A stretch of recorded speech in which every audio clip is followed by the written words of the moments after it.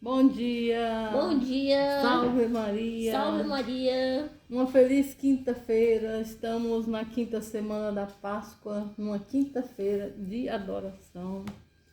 Bora rezar para a gente começar? Pelo sinal da Santa Cruz, livrai-nos Deus, nosso Senhor, dos nossos inimigos. Em nome do Pai, do Filho e do Espírito Santo. Amém. Vinde, Espírito Santo, vinde por meio da poderosa intercessão do Imaculado Coração de Maria, vossa amadíssima esposa. Vinde, Espírito Santo, vinde por meio da poderosa intercessão do Imaculado Coração de Maria, vossa amadíssima esposa. Vinde, Espírito Santo, vinde por meio da poderosa intercessão do Imaculado Coração de Maria, vossa amadíssima esposa. Evangelho de João, capítulo 15, versículo 9 ao 11. Proclamação do Evangelho de Jesus Cristo segundo João, glória a vós, Senhor. Naquele tempo, disse Jesus aos seus discípulos: Como meu Pai me amou, assim também eu vos amei. Permanecei no meu amor. Se guardardes os meus mandamentos, permanecereis no meu amor. Assim como eu guardei os mandamentos do meu Pai e permaneço no seu amor. Eu vos disse isso, para que a minha alegria esteja em vós e a vossa alegria seja plena. Palavra da salvação, glória a vós, Senhor. Ou como está aqui na Bíblia Ave Maria, disse-vos estas coisas para que a minha alegria esteja em vós e a vossa alegria seja completa. Para a minha alegria ser completa, a alegria de Jesus precisa estar em mim. Certo? Hoje também a gente vai, na primeira leitura também, falei, Júlia, rapidinho, a primeira leitura está em Atos dos Apóstolos. Atos 15, 7 e 21. Isso. De 7 a 21. Lê para nós aí rapidinho. Naqueles dias, depois de longa discussão, Pedro levantou-se e falou aos apóstolos e anciãos: Irmãos, vós sabeis que desde os primeiros dias Deus me escolheu do vosso meio para que os pagãos ouvissem de minha boca a palavra do Evangelho e acreditassem. Ora, Deus que conhece os corações testemunhou a favor deles, dando-lhes o Espírito Santo como deu a nós, e não fez nenhuma distinção entre nós e eles, purificando o coração deles mediante a fé. Então, por que vós agora ponde Deus à prova, querendo impor aos discípulos um jugo que nem nossos pais, nem nós mesmos tivemos forças para suportar? Ao contrário, é pela graça do Senhor Jesus que acreditamos ser salvos, exatamente como eles. Houve então um grande silêncio em toda a assembleia. Depois disso, ouviram Barnabé e Paulo contar todos os sinais e prodígios que Deus havia realizado por meio deles entre os pagãos. Quando Barnabé e Paulo terminaram de falar, Tiago tomou a palavra e disse: Irmãos, ouvi-me. Simão acaba de nos lembrar como desde o começo Deus se designou tomar homens das nações pagãs para formar um povo dedicado ao seu nome. Isso concorda com as palavras dos profetas, pois está escrito: Depois disso, eu voltarei e reconstruirei a tenda de Davi que havia caído. Reconstruirei as ruínas que ficaram e a reerguerei, a fim de que o resto dos homens procure o Senhor com todas as nações que foram consagradas ao meu nome.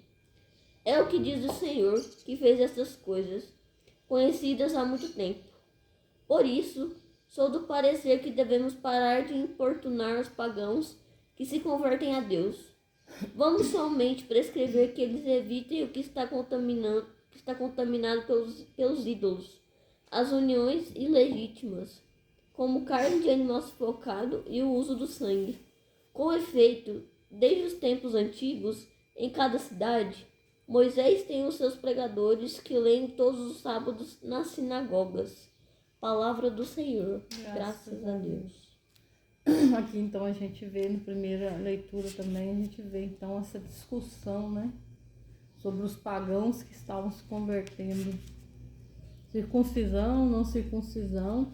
E aí aconteceu o primeiro concílio, né? Concílio de Jerusalém. Tá até aqui na Bíblia, na Ave Maria, quem tem Ave Maria tá aqui, ó. O concílio, que dá pra ver. Opa! Aqui assim, ó, o concílio bem aqui, ó. Então aí foi o primeiro concílio, né? Os apóstolos se reuniram para então dizer, né? Que estava tendo uma discussão, e aí?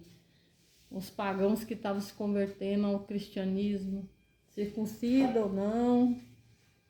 E aí eu acho tão interessante, porque a gente vai ver ainda, na leitura lá no versículo 8, diz assim: ora, Deus que conhece os corações, Deus conhece os corações, testemunhou a seu respeito, dando-lhes o Espírito Santo da mesma forma que a nós. Né? Aí vai dizer mais embaixo, versículo 11: nós cremos que é pela graça do Senhor Jesus que seremos salvos, exatamente como eles.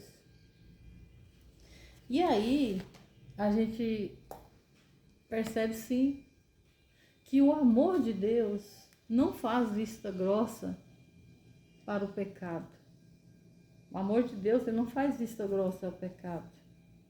Tanto é que os apóstolos vai falar aqui, ó, né? Que mais pro finalzinho aqui, Tiago vai dizer, né? Por isso, aí fala do jugo, aí fala, mas que eles escreva somente que eles tenham de carne, ele vai falar para eles, né?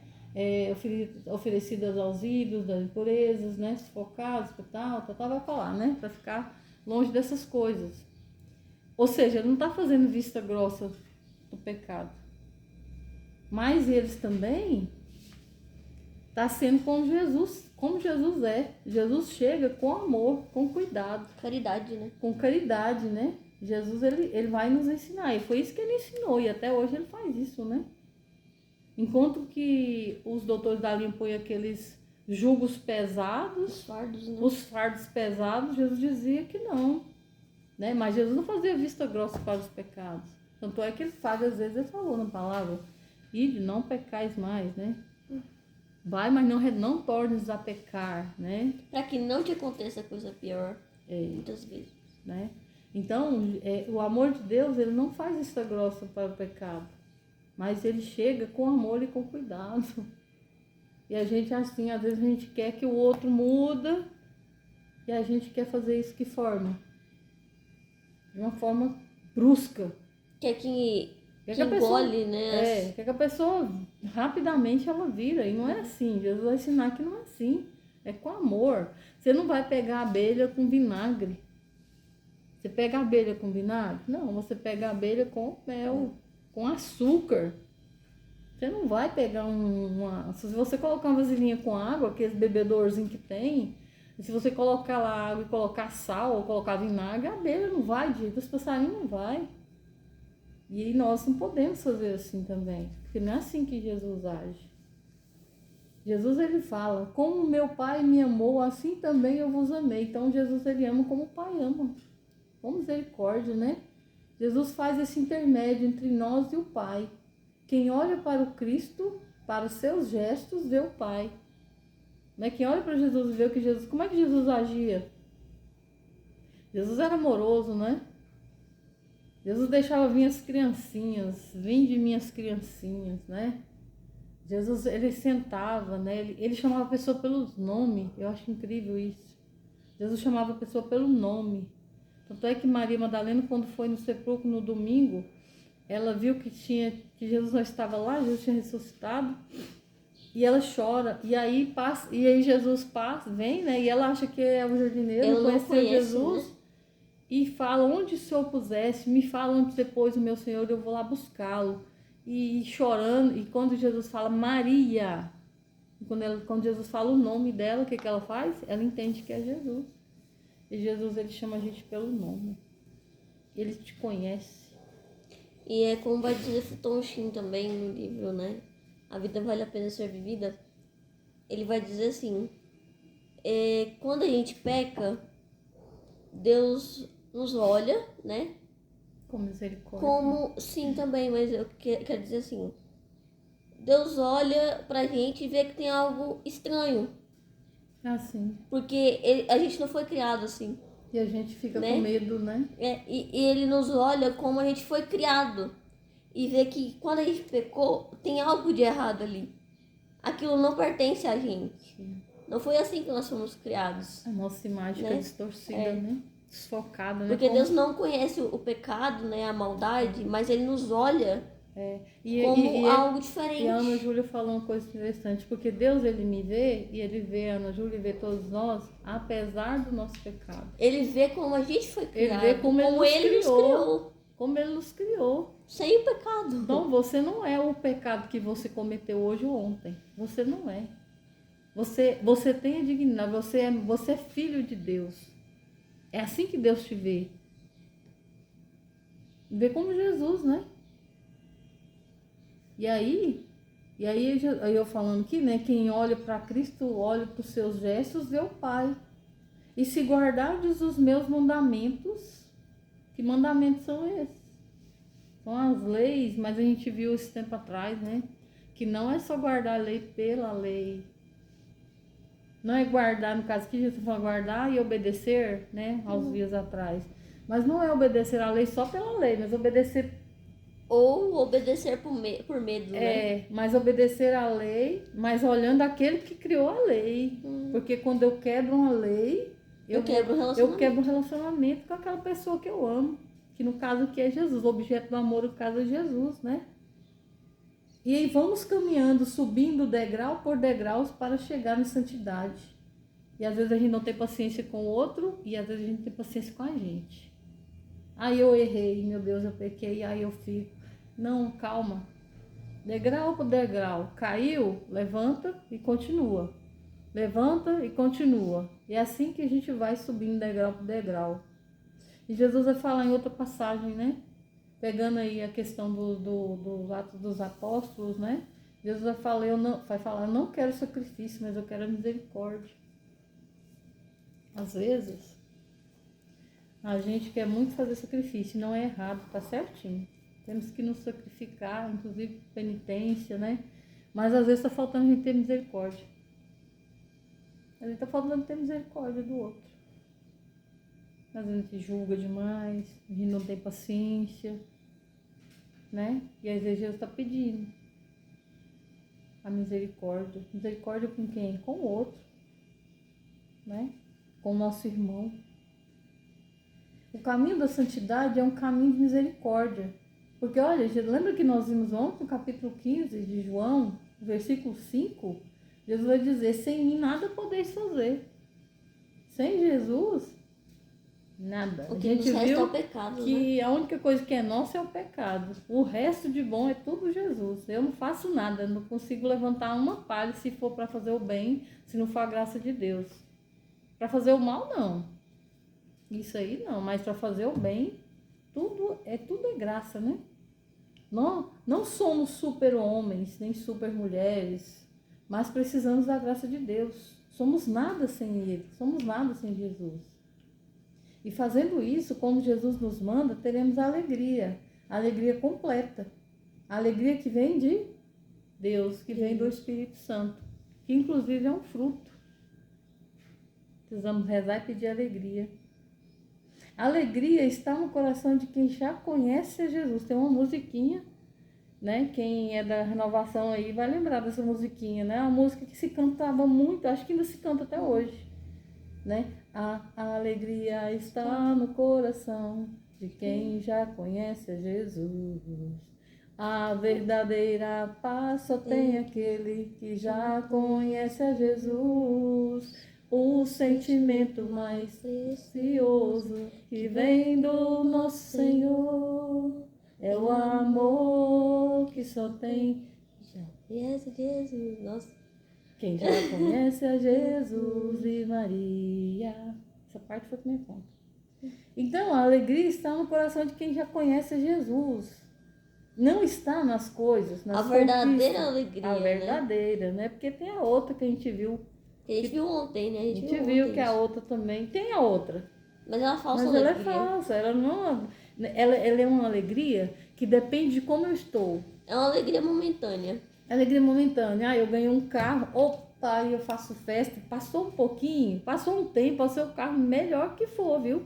Passou um tempo, a alegria vai embora de novo, porque ela não é duradoura, porque é uma alegria que está pautada nas coisas da terra. E a verdadeira paz só tem aquele que já conhece Jesus. A gente viu que a paz de Jesus é aquela paz que, independente do que eu estou vivendo, Ela é duradoura, né? ela é duradoura e ela fica, apesar do que eu estou vivendo. Eu estou triste, eu estou cansada, eu estou com medo, eu vou fazer uma cirurgia, aí eu não tem problema. Você está em paz porque a paz vem de Jesus. Porque lembremos, ter alegria não é você estar rindo para as paredes o tempo todo. Muitas vezes não, né? Não, na maioria delas não, muitas vezes né? você vai chorar, porque, né? Você é humano, Jesus chorou Porque, também. como né? diz a Salve Rainha, essa terra é um vale de lágrimas. Né? E aí o efeito do amor é a alegria. E aí eu escrevi até aqui assim.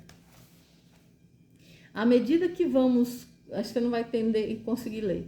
À medida que vamos combatendo dentro de nós as desordens, é que ficaremos cheios da alegria do Senhor. À medida que eu vou combatendo as Como desordens, diz outro, à medida que eu vou organizando a casa, à medida que eu vou organizando, equilibrando né, as coisas. colocando as coisas no E a lugar, gente né? vê, né? Jesus vai falar, guardar, quais são os mandamentos? Quando eu amo a Deus, quando eu não tomo o nome dele em vão, quando eu guardo os domingos e festas, quando eu amo meu pai e minha mãe, quando eu não mato, quando eu não peco contra a castidade, quando eu não furto, quando eu não levanto falso testemunho, quando eu não desejo a mulher ou homem as coisas do próximo, né? Quando eu não cobiço as coisas alheias. Sabe aqueles pecados capitais, né, meu Júlio, que são 7? Soberba, inveja, ira, avareza, gula, preguiça e luxúria. Combater esses maus, esses pecados capitais são os pecados cabeça, que deles vem o resto, os outros, né? Eles originam, deles vem o restante. Então, à medida que a gente combate essas desordens, Vai dizer um santo assim, que se a gente vencesse, a gente lavaria, como se diz, agora eu esqueci do mesmo jeito que ele disse, se a gente combatesse um pecado capital por ano, o Frei eu esqueci quem foi que falou isso. O Frei falou isso na quaresma passada, né, de São Miguel. Alguém né? falou isso mesmo. Se a gente combater um por dia, né?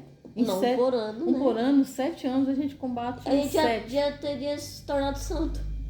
Porque eles são a cabeça dos outros. São as cabeças, né? Levam os outros. Originam os outros, né? Então, como a Ana Júlia falou, se em 7 anos a gente combateu 7, um por ano, vê tanto que é difícil que durante um ano você combater um. Gente, a preguiça não deixa a gente ajudar o outro, não deixa a gente servir o outro melhor, a gente quer só pensar em a soberba, a inveja. Orgulho, né? O que é inveja? Inveja é ficar triste pelo bem do outro. Querer o que é do Eu outro. fico triste quando o meu irmão tá bem, tá beleza, eu fico triste. Isso é inveja. Sentimento terrível. Ira.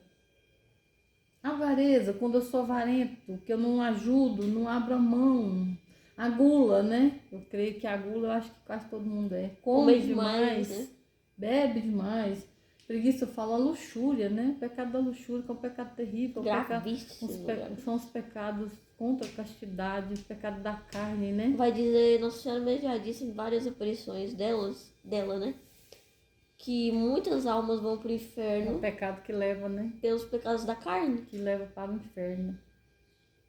Pedimos então a Jesus nesse dia de hoje A que Ele nos né? ensina a ter misericórdia do nosso irmão.